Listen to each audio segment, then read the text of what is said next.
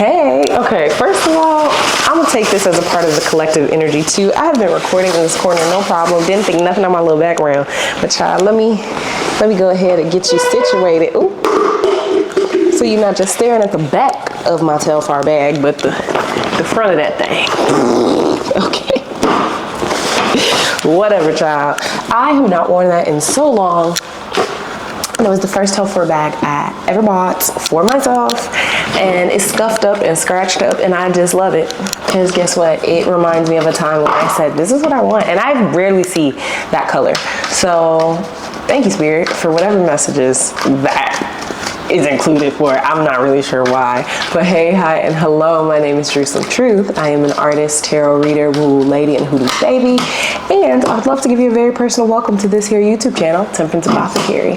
It is the YouTube wing, if you will, of my pre-existing business where I make candles and body butters, which will soon be available in July 2026. And I am also on Instagram, TikTok, Substack, all the places, all the spaces. Ooh. And today we are in a change of scenery. Actually, I am at the art center in my neighborhood, and it is so beautiful and so peaceful. Get into the blue. Blue is the color of the day. I said that to someone at the gym because I'm on blue gym shorts, and here we are. It's very calm, very, very crown chakra, you know what I mean? But I just wanted to take the time while I'm in this beautiful environment to tap in with Spirit on the collective energies of this upcoming weekend, but also the season that we're in. I uploaded the weekly energy read a couple days ago and the monthly energy read as well. But this is a new video that we are doing where I'm just tapping into the energy over the next couple of days, really pushing my pen as a tarot reader, if you will. And I thought it would be a fun little ditty to do. So we're just gonna hop right into it. I picked our 6 cards, and I really enjoyed starting with an affirmation lately. So I'm gonna get one for us. The last reading I just did, What Sweet Treat Does Spirit Have for You? Go check that out. I got an affirmation I had never gotten before, so maybe that'll be our vibe. Oh, we got jumpers. I love to see it. So first things first, I gracefully welcome new avenues of income into my life. Like that T, I know that's right. Then the one that jumped out, I am divinely protected and guided by God, the universe, and my spirit guides. Amen. And let's take the one on the bottom. I'm hella in my bag. You can't make this up, people. And that as our tone setting for the collective energy at this particular moment, I know that's right. So Spirit, talk to me nice, let me know, make it clear, make it plain, the messages for the people that met this time. All right, so we have the 8 of Swords, the King of Swords, and the 3 of Pentacles. You think you're the first person to have to get out the jam? You think you're the first person that has thought themselves into a hole, or who has felt stuck, who has felt trapped, who has felt downtrodden by their circumstances? I know you can't think that, friend. I know you can't. And I know you can't think that, not because it's not possible, but because you are watching this video. You are watching, and I'm assuming consuming, other related tarot, spirituality, divinity, esoteric type of topics. So you know that as a collective, everything everywhere is all at once, okay? Everyone is going through something at some time, at some period in life. And that is not something to be dismissed, right? I'm not telling you that to be like, you think you're the only one that got problems? That ain't what I'm saying. But I'm saying especially with this combination of cards, because we still have 3 more, but I'm just starting with the first row. This is a time where you are getting free. And you're getting free, yes, by your own merit, especially with this King of Swords. Again, go check out the next 30 days, particularly Power 1. And you're getting the help of others. 3 of Pentacles, you are looking to your community. You are looking to the people, places, spaces, relationships, network, Instagram accounts, I'm hearing, around you that can help you get free, that can help you get stuck. And also, yes, you need it, but it's more so a learning through experience, learning through others' experience, right? So when you spend time out in the world, when you're around people, when you talk to people, new or otherwise, you realize we have more in common than not, right? You're able to learn different ways of showing up, different ways of being that you may not have otherwise known. And you start to incorporate that into your practice, and you use that to grow and to build. And at this particular time, you are taking the tools that you are getting from other people, whether it's a teacher, an elder like this figure here, or maybe that's you and you are teaching others, or you're the model, right? And maybe while you are modeling or while you are in this position, you're actually teaching and influencing others, or you're absorbing the information that is being taught around you, and you are applying it.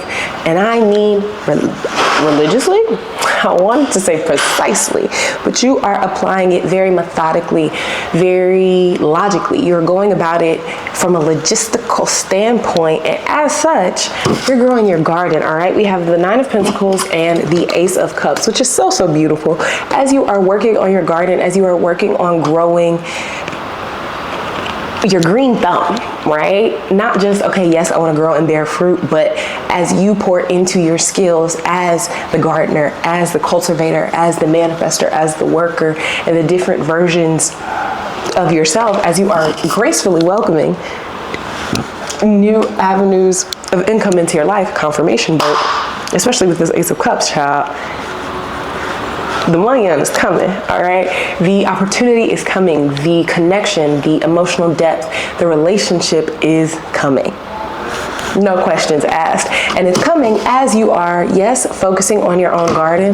But once you decide to get down out of that damn tree, once you decide that you don't have to actually hang there, and the other part of the hangman that I think is sometimes overlooked is that the hangman is there to gain a different perspective, right? They are there to change how they are seeing the world at that particular time. They're not meant to stay there forever. They're not meant to always be hanging from that tree. Maybe the blood would rush to their head and to their face. You can't even stay up there that long like that, right? So it requires you to get down. And as you get down, you're coming down with the knowledge that you can then impart as the King of Swords through practice and through praxis, right? The Nine of Pentacles as well. She is gender inclusive and expansive, okay? I'm saying she because I feel so called, and that's what's on the card. She is a little older, a little wiser, right? It is not just pentacles in their garden, but tomatoes. They have carrots in their hand. There's a bird on their cap. They clearly are at home with this world that they have created for themselves. It's just like, world of your imagination. That is what you are creating at this time. And not only are you visualizing it, again, you are calling it down into this realm, into this reality. It's starting in your mind. Eight of Swords. And maybe you've been struggling with the idea of how you're going to make it, how you're going to get the money that you need for this bill or that bill or this trip or that trip. And you have to remember that you are divinely protected and guided. So your intuition, your King of Swords energy is always, always running just under the surface, even when it feels inaccessible to you. And with this Three of Pentacles, you are surrounded by more support, more people who want to collaborate with you than you can even imagine at this time. So make sure you are applying what you're learning from others, whether directly or indirectly, right? I remember my dad used to tell me, he has 7 siblings, 6, 7, big old country family, how he avoided a lot of whoopings growing up because he would see stuff his sister or brother, my uncles and aunties, would do and just not do that, right? If I see them get in trouble for doing that, I'm either not gonna do it or I'm gonna do it a different way so I don't get in trouble, right? Or you go to the gym. This happens to me all the time, and I'll see someone do an exercise either in person or online, and I'll straight up ask them, how you do that? Or today, for example, we're using a lot of anecdotal material, so love that for us. I use the hack squat machine for the first time, and I've watched people do it online, I've watched people do it in real life, and I really did want to ask someone, but there was no one I was necessarily comfortable with asking at that time.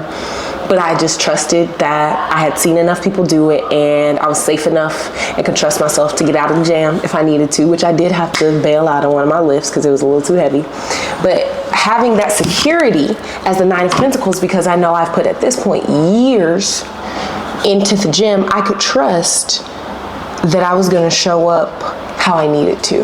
And it was a little sweet treat. It was a gift because I loved it. I said, this is how people are using the hack squat? Yeah.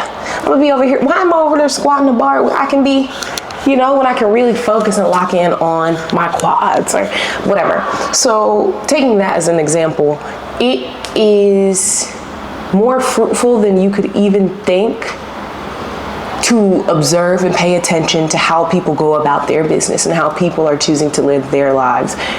Not just from my own wag, I would never do that, but maybe you might not. And what does that then tell you? Okay, if you're not gonna do it like A, how do you do it like B? Or how do you do it like D? How do you do it like T? You know what I mean? Let's use a non-rhyming letter. How do you do it like S, right? If everybody's doing P, everybody keeping a P, which you should too. As a fly. Everybody keeping it P, and yeah, you should too. And how are you then staying true to yourself or applying the lessons that you are being called to learn? You know what I mean? So that is what I have. At this moment, collective, remember that you are divinely protected and you are divinely guided, and you're already hella in your bag. So the opportunities, the fortune, the prosperity, material and otherwise, the material, emotional, mental prosperity and clarity that you are gaining is absolutely irreplaceable and so timely. And it's coming because you are deciding to get down from the ledge. You are deciding to free yourself, to recognize just how many options you have, just how many ways you can go. The Eight of Swords is the crossroads. You are at especially with the solstice coming up, again at time of recording, but this is timeless whenever you're watching it. You are at oh my goodness, there's a fly just swarming around. Did I get it? Oh my goodness. Ah! I'm sorry you had to see that. Well, on that note, trust, collective, that you are welcoming gracefully not just new avenues of income into your life monetarily, but new avenues and ways of being, right? And you are being divinely guided and protected as you do so. So I'll see y'all in the next one. If you would like a personal reading with me, I am available for general life, love and romance, and career and development readings, as well as a custom creativity reading. I will be uploading a creativity-based pick-a-pile so you can get a peek into how I do that work. Otherwise, check us out on all the links available down below, and I will see y'all in the next one. Bye.